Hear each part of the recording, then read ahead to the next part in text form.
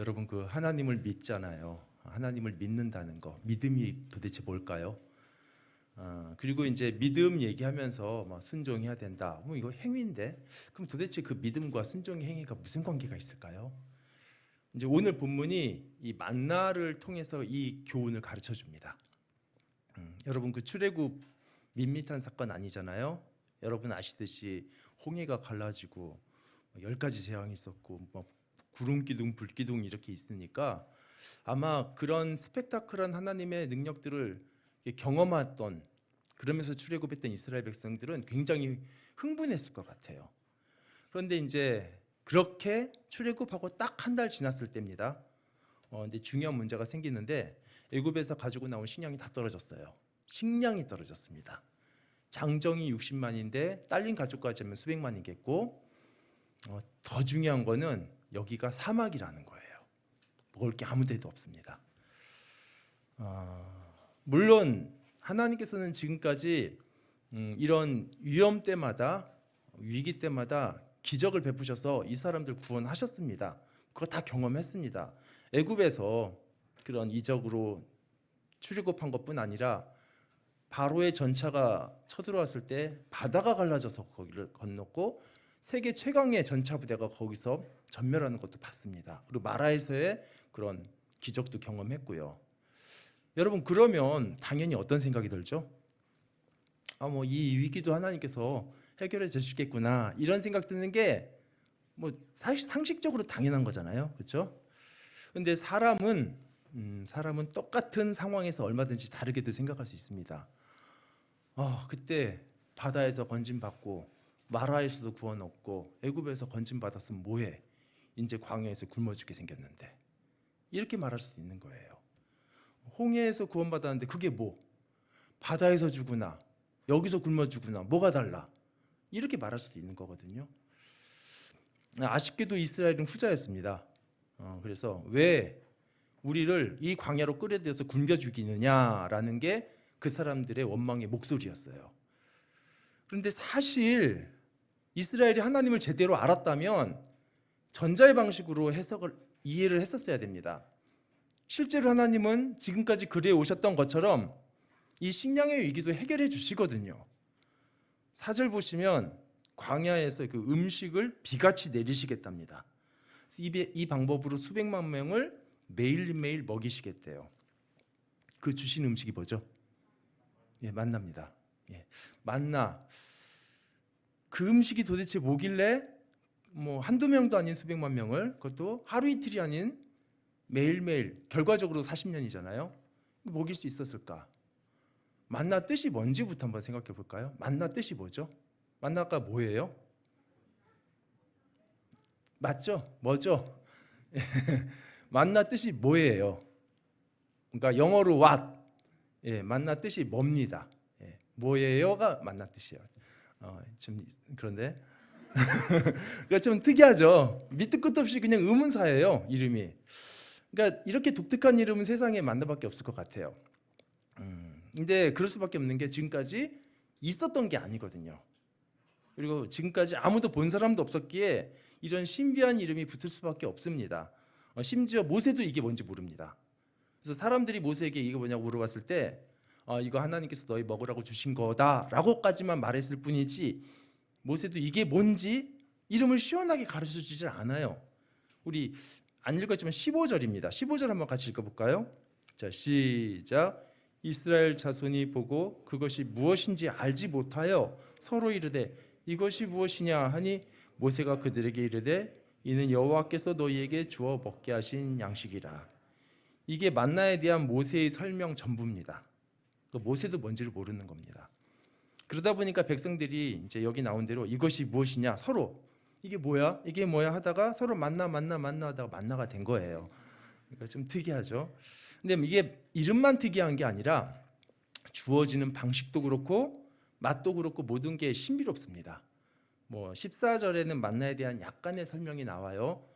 아침에 이슬이 내리면 이제 만나가 이스라엘 캠프 주위로 쫙 깔리는데, 이제 이슬이 마르면 이제 땅에 동글동글한 이제 진주 같은 게 이렇게 서리가 보이는 거예요. 그래서 그거를 이제 긁어다가 모아다가 뭐 구워도 먹고 삶아도 먹고 그럼 맛은 이제 꿀맛이다 이렇게 써 있습니다. 그리고 이제 중요한 건데 21절에는 이게 매일매일 걷어들이고 나서 해가 딱 뜨면 이게 다 녹아버려요. 근데 여러분 오늘 설교의 핵심은 이제 만나 정말 신기하다 이게 아닙니다. 처음에 말씀드렸던 대로 믿음이 과연 뭔가 이거예요. 하나님께서는 이 신비한 만나를 가지고 백성들의 믿음을 시험하셨습니다. 하나님의 율법을 지키는지 안 지키는지 이걸로 시험하셨어요. 그래서 이거 중요하니까 4절을 같이 읽어보겠습니다. 자, 시작. 그때 여호와께서 모세에게 이르시되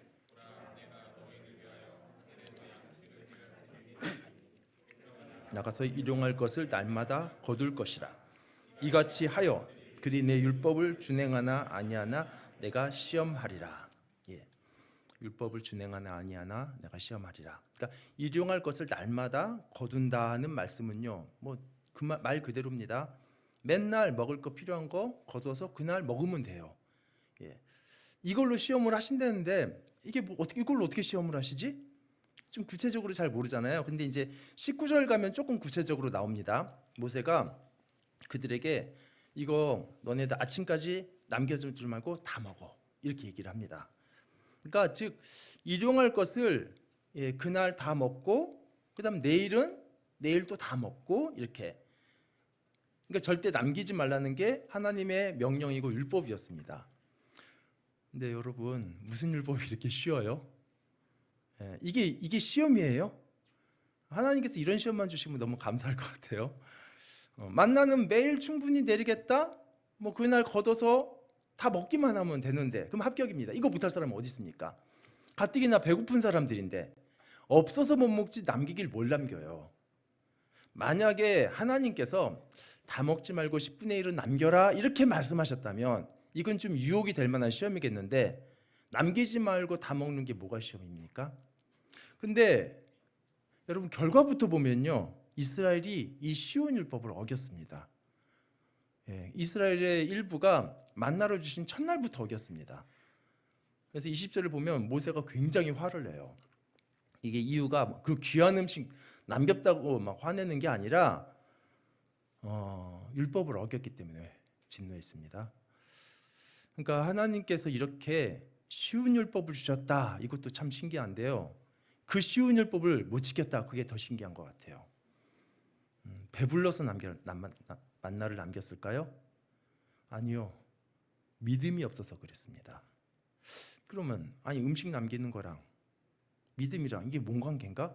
이게 선뜻 이해 안 가시겠지만 이게 왜 믿음이 없는 행동인지는 이제 여러분께서 사막의 이스라엘이 직접 돼보시면 이해가 됩니다.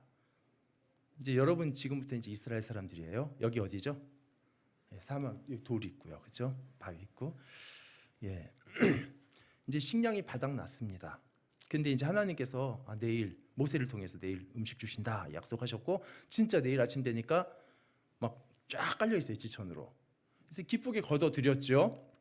근데 문제가 뭐냐면 하나님께서 이 만나를 주시면서 16절에서 뭐라고 하시냐면 1인당 1오멜만 거둬라 이렇게 말씀하셨어요. 그러니까 오멜은 이스라엘 대박인데 이게 사이즈가 한 사람이 하루 세 끼 먹을 만큼이 한 오멜입니다. 그러니까 이제 식구가 10명이면 하루 필요한 식량은 15멜인 거예요. 식구가 5명이면 5오멜이고. 그래서 백성들이 그 식구 수대로 만나를 거뒀고 18절에 나온 대로 백성의 손에는 남지도 않고 부족하지도 않는 딱 정량씩 들려 있습니다. 근데 이제 반전이 뭐냐면요, 만나를 거두고 해가 뜨니까 그 깔려있던 그 수많은 만나가 다 녹아버린 거예요. 이제 리필이 안 돼요. 사막에 먹을 것이 없다가 이제 겨우 막 먹을 것이 엄청 생겼는데 고작 오늘 하루 딱 먹을 것만 남겨놓고 다 없어진 겁니다. 여러분 오늘 감사 기도하고 먹을 수 있죠. 그런데 먹고 나면 어떻게 되죠? 식량이 떨어졌던 어제와 다시 똑같아지는 거예요. 이걸 먹고 나면 어제와 똑같이 먹을 거 하나 없는 상태가 되고 어제와 똑같이 여전히 사막이고 죽음의 얘기는 다시 원점이 됩니다. 그러니까 결국 이 만나가 내리긴 했는데 오늘 하루 충분히 먹었다. 그거 외에 달라진 거 하나도 없습니다. 다 사라져버렸기 때문에 생존에 있어서 해결된 건 없어요. 오늘 하루 먹은 것밖에 없어요. 지금 이스라엘이 그리고 여러분이 그 상황입니다. 그러면 여러분 지금 그 피 같은 만나, 이 금쪽 같은 만나를 어떻게 다 먹어요? 물론 이거를 내일을 위해서 조금 막 사람은 비축하려고 그러잖아요. 위험한 순간이 되면 아껴둔다고 계속 살 수 있을 거다 그렇게 생각하는 사람은 아무도 없겠죠. 그렇지만 이 위기의 순간에 사람은 본능적으로 나중을 위해 남겨놓습니다. 여러분, 그래서 어제까지 그렇게 굶어 죽는다고 아우성시던 사람들이 그 음식 남기는 건 정말 비정상인데 그 비정상적인 일이 생기는 거예요. 내일을 위한 염려 때문에 당장 배고픈데도 그걸 참아가면서 음식을 남기는 겁니다. 그리고 심지어 하나님의 명령이 있었는데 그것까지 어겨가면서 음식을 남겨두는 겁니다. 근데 물론 이제 여러분 이스라엘 백성들이 다 이런 거 아닙니다. 다 불순종한 건 아니에요. 백성 중 일부가 불순종했다라고 했는데 그 말은 순종함으로 다 먹은 사람들도 있다라는 거예요. 굉장히 많다라는 겁니다. 그러니까 여러분 내일이 보장되지 않는 똑같은 상황이에요. 모든 사람이. 그런데 그 사람들이 만나를 다 먹을 수 있었다면요. 그것은 내일 또 일용할 것을 주신다라는 그 하나님의 약속을 믿는 것밖에 없습니다. 여러분 그래서 일용할 것을 날마다 걷어서 먹는 그 행위 되게 작은 것 같지만 이거는요 매일을 채우시는 하나님에 대한 신뢰고 그렇게 하는 거는 그리고 매일매일 내 자신의 생존은 하나님께 맡기는 겁니다.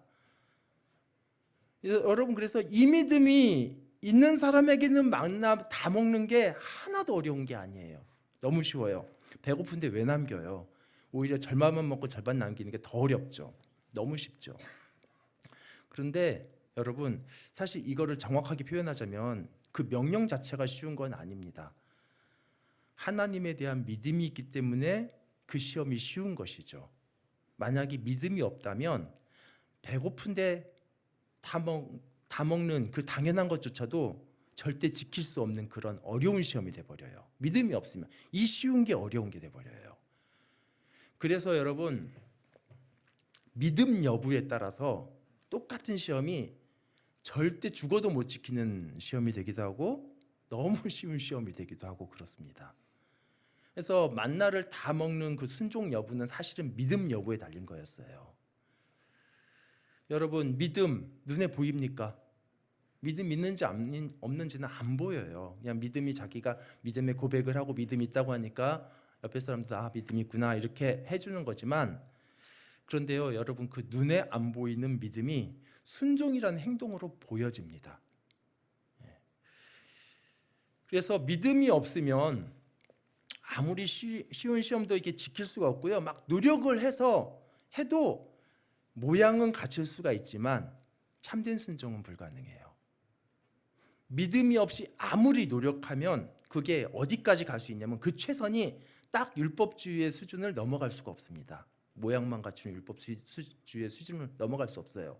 그래서 우리가 정말 참된 순종이 나타나려면 행위를 막 꾸밀 게 아니라 정말 내 안에 하나님에 대한 신뢰와 믿음이 있어야지 그게 가능해지는 겁니다. 아시겠죠? 예. 근데 이제 혹시 여기서 이제 설교 듣다가 뭐 이런 생각이 드실 수도 있어요. 뭐 저도 묵상하다 그 생각 들었으니까요. 아니 뭐 만나에 그렇게 욕심낼 바에는 애초부터 많이 걷어놓지. 뭘 그렇게 리필이 안 될 줄 몰랐나? 그렇잖아요. 뭐 이렇게 엄청 많이 걷어놓으면 되지. 그러니까 뭐 1인당 1호멜 거두라 하셨지만 뭐 3호멜, 뭐 5호멜 이렇게 걷어놓으면 되지 않나? 뭐 이런 생각 충분히 들잖아요. 예, 그런데 본문을 좀 세세히 읽어보면 이스라엘한테는 이게 애초부터 불가능했던 것 같아요. 본문에는 하나님께서 1인당 1호멜씩만 걷어라 하니까 이제 이스라엘이 정말 칼같이 다 그렇게 걷었다 이렇게 보이는데 여러분 이 부분 좀 이상하지 않으세요? 아니 이런 일에 이스라엘이 욕심을 안 부리고 정확하게 걷었다는 것도 좀 이상하고 그리고 그건 뭐 차치하더라도 어떻게 전 국민이 그렇게 눈썰미가 좋을 수 있어요? 본문을 보시면요 뎃박을 이렇게 재가면서 담아온 게 아닙니다. 일단 긁어와가지고 그리고 나서 대박으로 재보니까 정확하네, 식구수대로네, 이거였어요. 본문 자세히 읽어보시면 만약 여러분한테 그 1인당 1리터씩 그 식구수대로 쌀을 담아봐라 이렇게 하면 정확하게 담으실 수 있어요? 뭐 대략 비슷하게는 담겠지만 뭐 실제로 재보면 조금 부족하거나 좀 넘거나 아마 대부분 그게 정상일 겁니다. 그러니까 상식이 뭐냐면요, 사람마다 나름대로 정확하게 담아왔는데 직접 재보니까 남거나 부족하거나 조금씩 오차가 있더라, 이게 상식입니다. 근데 오늘 본문은 정반대예요. 사람마다 많게는 많고 또는 적게 거두었지만 직접 재보니 오차가 없었다, 이렇게 나와 있어요. 한두 사람이 이렇게 했다라면 모르겠는데 전 국민이 다 이렇게 칼같이 했다, 이게 좀 이상합니다. 근데 성경을 좀 더 꼼꼼히 읽어보면요, 이게 이스라엘이 딱 맞게 거뒀다기보다는 딱 맞게 거둬진 걸로 보아야 됩니다. 이제 한국말보다 원문으로 보면 이게 조금 더 선명합니다. 일단 18절은 이렇게 돼 있어요. 18절을 읽어볼까요? 자, 시작. 오멜로 되어본즉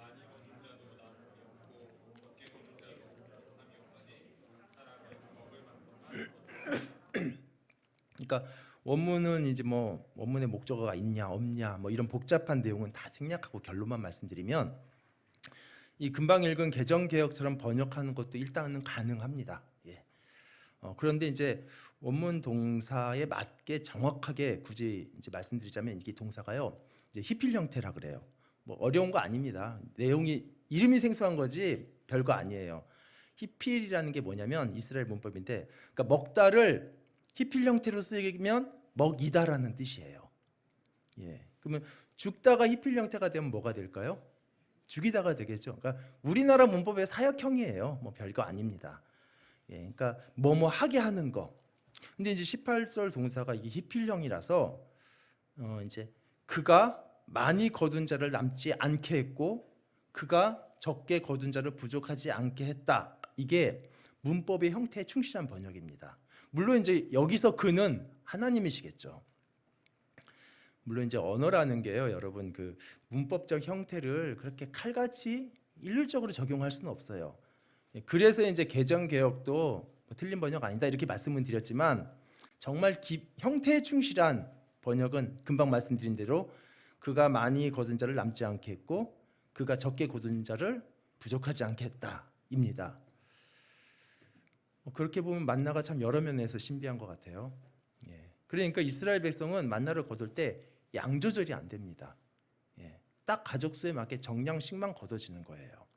만약에 백성들이 자기 마음대로 양을 조절해서 거둘 수 있었다면 아마도 이거를 다 먹느냐 남겼느냐 문제로 책망받기 이전에 왜 1인당 1호멜씩 거두라고 했는데 과잉 수확했느냐로 벌써 책망받을 사례들이 나왔을 텐데 그게 없어요. 그리고 그러니까 이제 남지도 않게 하시고 모자라지도 않게 하셨다는 해석이 저는 문법적으로도 그렇고 정황적으로도 그렇고, 그리고 이제 6일째 되는 날에서 안식일 전날이죠. 이 내용이 더 선명해집니다. 이 내용이 6일째는 특별하게 이제 다음 날 안식일 것까지 이제 2배로 주셨는데요. 여러분이 2배로 주셨다는 내용이 평소에는 5cm 깔아주시다가 그날만 10cm 깔아주셨다 그 뜻인가요? 아니, 만나는 애초부터 엄청나게 내렸었습니다. 예, 그러면은 그 또 백성들이 평소보다 2배만큼 담아온 거 그거 아닙니다. 본문을 보시면요, 백성들은 평소대로 만나를 그냥 똑같이 거둬왔는데 그날만큼 집에서 대박으로 재보니까 이상하게 2오멜씩인 거예요. 평소랑 다르게 2배가 되니까 이 사건을 백성의 지도자들에게 보고하고 백성의 지도자들이 모세에게 보고를 합니다. 그게 22절이에요. 읽어볼까요? 시작. 여섯째 날에는 각 사람이 각절의 식물 곧 하나에 2오멜씩 거둔지라. 회중의 모든 지도자가 와서 모세에게 알림해. 그러니까 모세가 이게 왜 이렇게 됐는지 설명해 주는 게 23절입니다. 이거 하나님께서 미리 주신 거다. 내일 안식일이라서. 만약에 백성들이 안식일을 예비해서 스스로 알아서 2배를 거둬들였다면 이걸 2배 거뒀다고 보고할 필요도 없는 거고, 그렇죠? 뭐 모세가 이걸 또 설명해 줄 필요도 없는 거고 알고 그렇게 했는데요. 근데 이게 평소와 다르게 이상하게 2배니까 이 새로운 현상에 대해서 모세에게 보고한 거고 모세가 그걸 설명해 준 겁니다. 내일 안식일이니까 미리 주신 거고 내일은 안 내려 이렇게 말한 거예요. 사실 6일째 이렇게 2배가 될 거다 이거는요. 뭐 앞에서 그 16장 5절에서 그렇게 말씀하셨어요. 명확하게. 거기 그때 뭐라고 말씀하시면 6일째는 만나를 갑절을 거둬라라고 하시지 않고 갑절이 될 것이다 이렇게 말씀하셨어요. 그러니까 백성들은 이 만나 양 조절이 안 됩니다. 그래서 많게 거두든 적게 거두든 가족 수에 맞게 남지도 부족하지도 않게 딱 1인분씩, 그리고 6일째는 누구에게나 공평하게 똑같이 2배씩 이렇게 주어지는 거예요. 저는 주일학교 때 이제 그렇게 배웠습니다. 하나님께서 6일째 2배씩 거두라고 했는데 어떤 사람들은 게을러 가지고 그날 하루치만 거뒀다가 막상 안식일 되니까 먹을 게 없어 가지고 율법 어기고 들에 나갔었다 이렇게 이제 배웠었는데, 이제 그게 아니에요. 이 사람들이 안식일을 어기고 거두러 나간 거는 먹을 게, 그날 먹을 게 없어서가 아니라, 왜냐하면 먹을 게 없어서 아니에요. 하나님은 모두에게 다 동일하게 이틀치 주셨어요. 왜 나가냐면 이것도 믿음이 없어서 그렇습니다. 이것도 믿음 문제였어요. 그러니까 아까 앞의 경우에서는 믿음이 없어서 만나를 남겼죠. 근데 그 남긴 것들이 다 썩었습니다. 그럼 그 이후로 백성들이 계속 만나를 남겼을까요? 아니겠죠. 다 먹었을 겁니다. 어차피 썩으니까. 그러니까 하나님에 대한 믿음이 막 생겨서 다 먹은 게 아니라 어차피 썩는 거니까 먹는 거예요. 예. 그러니까 이제는 만나를 다 먹는다고 해서 그게 믿음의 증거가 되는 건 아닙니다. 그런데 안식일의 경우에는 조금 상황이 다르죠. 6일째 되었을 때 만나가 이제 2배로 거둬졌고 모세가 설명해 줬죠. 이거 이틀치다. 내일 먹어라. 내일 안 주시니까 나가지 마라. 그러면요, 이제 여기서는 안식일 날 나가지만 않으면 합격이에요. 어차피 먹을 거 있으니까. 그런데 백성 중 일부가 또 말씀을 어기고 안식일에 나갔다가 허탕치고 왔습니다. 이미 있는데 설령 만나가 내린다 해도 귀찮지 않으세요? 오늘 먹을 거 있는데 왜 나가요? 더구나 이게 만나를 주시는 분이 하나님이신데 주시는 분이 안 주신다고 하셨는데 그걸 왜 나가요? 무엇보다 이건 준엄한 명령으로 하신 건데 그걸 왜 어길까요? 그러니까 이 사람들은 아직까지도 하나님을 의지하는 게 아니라 그 만나를 의지하는 겁니다. 보세요. 평소에는 비축하고 싶어도 썩어버리니까 남길 수가 없습니다. 그래서 다 먹어요. 예. 하나님에 대한 신뢰 때문이 아니에요. 비축은 하고 싶은데 어쩔 수 없이 먹어요. 그런데 6일째는 2배가 주어졌고 그 다음날 됐는데 남긴 게 안 썩었어요. 싱싱해요. 그러면 오늘 내리는 게 있으면 이만큼 남는 거 아니에요. 그렇죠? 지금까지 계속 썩어버려서 비축할 수 없었는데 이거는 안 썩어갔기 때문에 이번에 비축할 수 있는 유일한 기회인 거예요. 안식일이. 그래서 굳이 나가보는 겁니다. 참 이상해요. 이 사람들. 왜 그렇게 만나에 집착할까요? 식량이 부족해서? 아니잖아요. 하나님께서는 매일매일 부족하지도 남지도 않게 해주셨거든요. 여러분, 부족하지 않다는 것은 필요한 만큼이잖아요. 이건 충분하다는 뜻입니다. 근데 이스라엘의 불만의 초점은 어디 있냐면 부족하지 않다에 있는 게 아니라 남지 않는다에 있어요. 이게 불만의 초점이에요. 어떤 면에서 남는 거는요, 사실 내 게 아니에요. 내 필요를 넘어가는 거니까 있어봤자 불필요한 게 남는 건데, 그런데도 남지 않고 딱 맞으면 충분하지 않다라고 생각하는 거예요. 쉽게 예를 들어볼까요? 여러분, 가족이 먹고 쓰고 생활비 전부가 한 달에 100만 원이 필요하다면 남편이 뭐 이렇게 가정이 매월 100만 원씩 벌어오면 충분합니다. 그렇죠? 예. 근데 정말 그렇게 생각하시나요, 다들? 생활비가 100만 원이면 200만 원을 벌어와야 충분하지 필요한 만큼만 벌어오면 부족하다고 생각해요. 예. 근데 솔직하게 그걸 표현하면 그건 사실은 부족한 게 아니라 불안한 겁니다. 100만 원이 필요해서 100만 원을 벌면 그건 부족한 게 아니에요. 그런데 남지 않기 때문에 불안한 것이죠. 그리고 그 불안 때문에 이게 충분하지 않다라고 여겨지고 심지어는 부족하다라고까지 왜곡이 되는 겁니다. 다시 말하면요, 100만 원이면 충분하지만 100만 원으로는 불안한 겁니다. 뭔가를 비축해 놓을 게 있어야지 안심이 되고, 그리고 그걸 비축해 놓고 그를 의지하는 것, 그래야 안심이 되는 거죠. 여러분, 그래서 사실은 부족해서 더 원하는 게 아니라 불안해서 의지할 것이 필요하기 때문에 더 원하는 거죠. 그래서 여러분, 그 우리들의 삶을 봐도요, 남는 것이 없는 그런 좀 핍절한 분들은 이게 쓸 만큼이 있다 할지라도 이렇게 의지할 게 없으니까 불안해서 아등바등하고, 또 남들이 보기에 남는 것들 많이 비축한 사람은 그것 의지하면서 안심하고, 두 경우 다 하나님 의지하지 않습니다. 이거를 의지하는 거죠.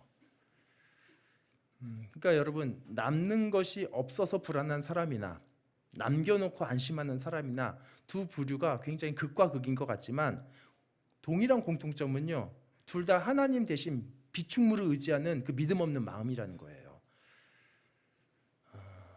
여러분, 만나가 매일 내리는 상황에서조차 만나를 비축하려는 이스라엘의 마음이 바로 이겁니다.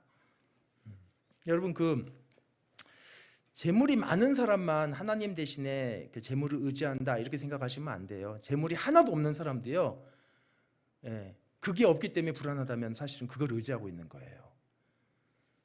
여러분, 그 이스라엘이 의지했던 만나, 사실 이게 뭐 대단한 거 의지했습니까? 하루치 안도 안 되는 그 조그만 식량 의지한 거잖아요. 그래서 사실은 재물이 많고 적음의 문제가 아니라 탐욕은 하나님에 대한 신뢰의 문제입니다. 여러분, 그렇게 의지하고, 그러니까 하나님이 주신 만나를 의지하는 것, 그런데 그 만나를 주신 하나님은 배제하는 것, 그렇게 했을 때, 그렇게 남겨놨을 때 그게 어떻게 잘 되던가요? 본문에 어떻게 나오죠? 다 썩어버리고 냄새났다고 나오죠. 말씀 좀 이렇게 마음이 불편할 수 있지만 좀 이 부분만 좀 민감하게 적용해 보면요, 많은 분들이 이제 주일에 사업하는 거에 유혹을 많이 받잖아요. 왜냐하면 주일 매상이 2배입니다. 그렇죠? 그래서 이제 간혹 이렇게 불평하시는 분 있었어요. 안수 집사님도 있었는데, 교회가 너무 유도리 없다. 예배 안 드리겠다는 거 아니고 예배 드리고 나서 좀 장사하는 거 좀 이렇게 봐주면 안 되냐. 이제 목사님 저한테 이렇게 좀 하소연을 하시는 분이 계셨는데, 근데 여러분, 주일에 일 안 해서 굶으셨나요? 물론 주일에 일하면 더 벌 수 있습니다. 정말 많이 벌 수 있습니다. 더 많이 쌓을 수 있어요. 그런데 그렇게 하나님의 명령까지 어겨가면서 쌓아놓은 것이 다 썩는다는 건 모르세요? 또 우리 자녀들의 경우도 예배 빼먹고 그냥 오늘은 학원 가라, 보충해라 이러면 성적이 오를까요, 안 오를까요? 오릅니다. 공부를 했는데 왜 안 오르겠어요? 더 올라요. 그런데 그렇게 하나님 제쳐두고 올려놓은 그 성적이 자녀를 벌레 먹게 할 수 있다라는 거, 생각 안 하나요? 이제 설교를 좀 이렇게 마무리해야 되는데, 사실 설교를 하면서도 약간 좀 우려되는 게 있었어요. 뭐냐면, 혹시 여러분께서 이제 설교를 듣고 나서 이스라엘은 비축 식량 재료였으니까 나도 오늘 가서 은행에 잔고를 다 써야겠다 이렇게 적용을 하시면 이제 설교를 잘못 이해하신 겁니다. 그러니까 성경은 본문이 가르치는 원리를 적용해야지 상황 자체 표면을 그대로 카피해 가지고 적용하시면 안 돼요. 이 구체적인 명령은 광야의 이스라엘 상황에서 주어진 명령입니다. 광야의 이스라엘은 무슨 사업을 하는 상황이 아니었고 일할 필요도 없었고, 이 사람들은 그냥 먹고 생존하는 것이 그들의 필요의 전부였어요. 그리고 단위도 하루 단위였어요. 그렇죠? 뭐 우리 현대인처럼 한 달 단위, 1년 단위가 아니고. 그러니까 이런 사람들에게는 애초부터 비축 필요가 없는 거예요. 그렇죠? 하루 먹을 것이 필요의 전부입니다. 근데 이스라엘이 가나안에 정착한 이후로는 그들에게는 다양한 필요들도 생기고 비용들도 더 다양해졌고, 그래서 어떤 사업을 위한 해야 되면 뭐 이렇게 저축의 필요도 생기잖아요.